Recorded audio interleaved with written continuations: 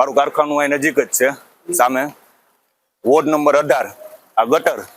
મહિનામાં 4 વખત રિપેર કરવા આવે છે અને 4 વખત તૂટી જાય છે બરોબર એના હિસાબે અમારા રસ્તામાં ગાડીઓ નથી હાલતી ગાડીઓ વાળા અહીંયા સામે એકબીજા ભટકાય છે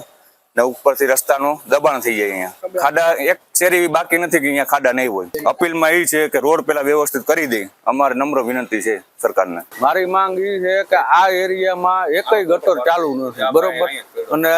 પોખરામાં હામું પાણી આવી જાય ફરિયાદ કરવા છતાંય કોઈ ધ્યાન નથી દેતું આજ 15 દિવસથી ફરિયાદ લખાવી ગટર તમે ખોલીને જોવો તો ગટરમાં નકરી ધૂળ જ છે બરોબર અને કોઈ અહીંયા મત લેવા હોય ત્યારે વોર્ડ નંબર 18 બધા આવે